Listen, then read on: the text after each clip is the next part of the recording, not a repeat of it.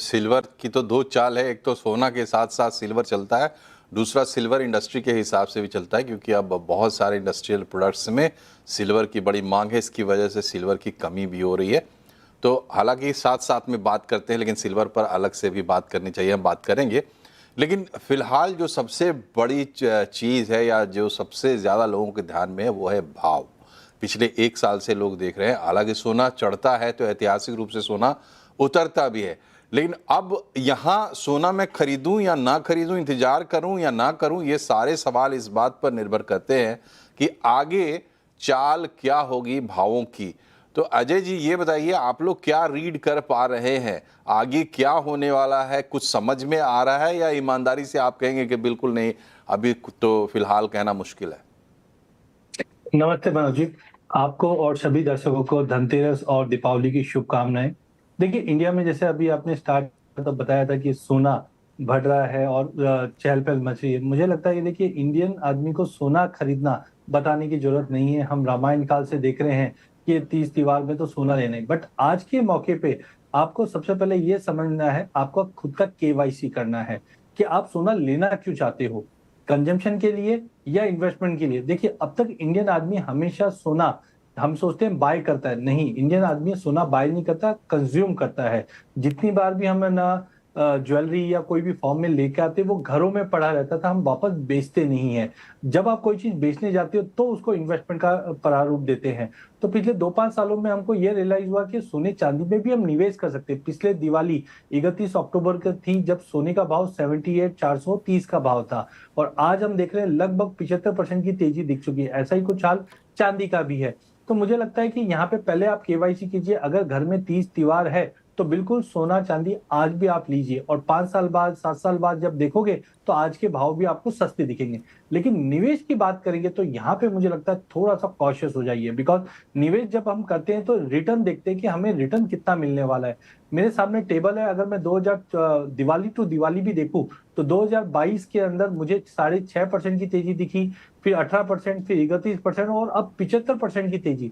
तो ये लगभग, अगर हम बात करें तो पिछले 4 साल से कंसिस्टेंट रिटर्न दिया है।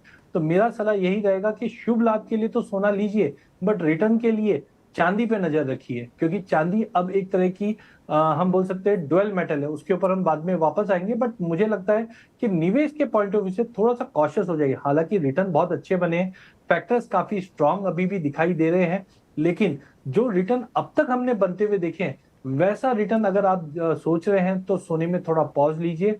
क्योंकि हाँ, आज लीजिए, 5 साल बाद देखिए आपको रिटर्न अच्छे बनेंगे, लेकिन आज लीजिए और साल भर का अगर व्यू लेके चलते हैं तो मुझे लगता है कि उससे पहले एक टाइम करेक्शन या परसेंटेज कर, देखिए जनरली सोने में कोई बड़ा करेक्शन नहीं आता, एक टाइम करेक्शन आता है। मतलब जैसे हमने कोविड के समय में भी देखा, भाव 28,000 से 56,000 गया और उसके बाद एक दायरे में अटक गया था साल भर।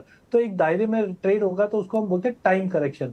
तो I think yes, current fundamental बहुत स्ट्रांग हो रखे, बट ऑलमोस्ट मुझे लगता है सब डिस्काउंटेड है। सीज फायर हो जाती है या सपोज रेट कट्स की जो बातें वो अगर पॉज होती है कहीं पे भी, तो उसका रिएक्शन भी उतना ही फास्ट आएगा। तो करंट लेवल पे लेन इन्वेस्टमेंट करने की सलाह नहीं है, बट हाँ, कंजम्पशन, घर पे शादी ब्याह है, धनतेरस है, डेफिनेटली आपको जाना चाहिए, बट इन्वेस्टमेंट के लिए थोड़ा सा वेट कीजिए, समझिए और फिर बाद में एंटर कीजिए। ठीक है।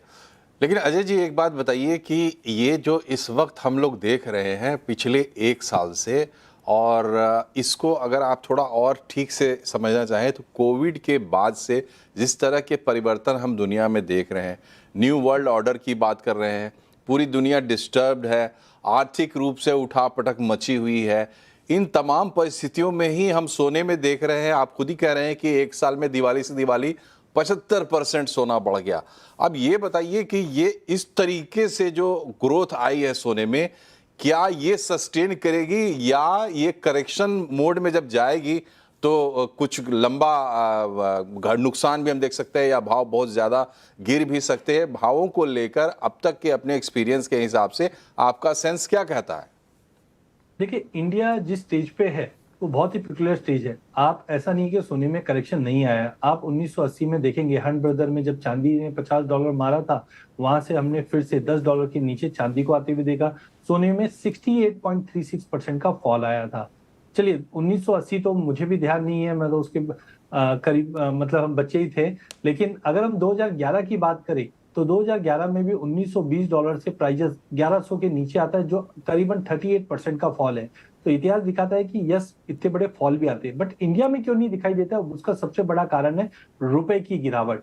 आज हमने देखा कि 10 साल पहले, 15 साल पहले जो रुपया हमारा 54-55 हुआ करता था, वो आज 89 के करीब हो गए, जिसकी वजह से अगर इंटरनेशनल में गिरावट आ भी जाती थी तो हमारे यहाँ पे हम मंदी नहीं देख पाते। इसलिए पिछले 25 साल में कंसिस्टेंट हमने गेन देखा है। लेकिन इस वक्त अगर हम देखें रुपए में, हम बफर स्टॉक, हमारा जो रिजर्व है वो करीबन 700 बिलियन के करीब पहुंच चुका है। तो कहीं ना कहीं स्टेबिलिटी दिखाई दे रही है। तो मेरा मानना है, देखिए, मैं इनफैक्ट अगर 2-5 साल से अगर आप देखेंगे तो I was very much bullish कि कमोडिटी की जो सुपर साइकिल है उसके अंदर सोना, चांदी, चांदी में तो अभी भी मुझे लगता है कि $72-75 दिखा दे। लेकिन सोने में मुझे लगता है जो सेंट्रल बैंक की बाइंग हुई है, या ईटीएफ में आज आपने कोई निवेश किया और आपको 70% का रिटर्न मिल रहा है, तो मुझे तो लगता है कि पंकज जी ज्यादा अच्छा बता पाएंगे, उसके अंदर मैं पहले मुनाफा बुक करूंगा। तो कंजम्पशन का तो देखिए कोई प्रारूप ही नहीं है, आप कभी भी लीजिए, उसको रखा ही जाएगा। लेकिन जब आप निवेश के पॉइंट ऑफ व्यू से देखते हैं तो मुझे लगता है कि यहाँ पे गोल्ड के अंदर रिस्क बना हुआ है। तो हो ठीक है। सकता है यहाँ से आप 2-5% और देख ले, बट यहाँ पे आप रिटर्न नहीं बन सकता, तो बेटर इस ठीक बार है। थोड़ा वेट करना चाहिए। ठीक है। तो पंकज जी के पास जाने से पहले एक छोटा सा सवाल और है आपसे अजय जी। ये जो ट्रेंड हम देख रहे हैं भारत की, जब हम बात करते हैं कंजम्पशन पे खासा जोर देते हैं, क्या इसमें पिछले कुछ सालों में कुछ बदलाव देखने को मिला है कि इन्वेस्टमेंट साइड में लोगों का झुकाव थोड़ा बढ़ रहा है प्रोपोर्शनेटली, बहुत ज़्यादा नहीं? क्या ऐसा कोई ट्रेंड है या नहीं है अजय जी?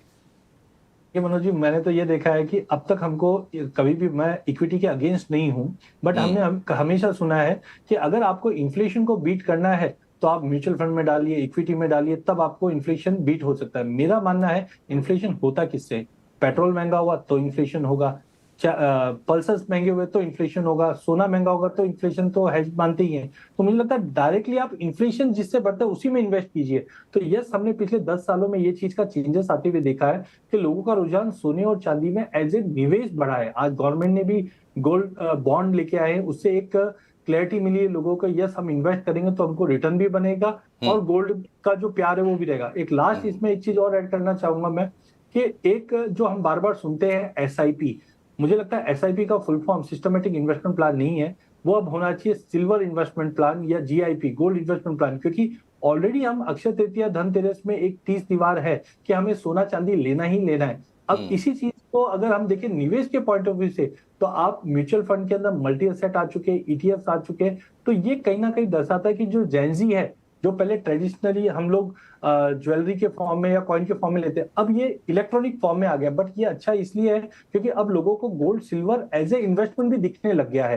तो अल्टीमेटली देखिए, फिजिकल डिमांड तो उसी से बढ़ेगी जब क्रेज बना हुआ रहेगा सोने चांदी में।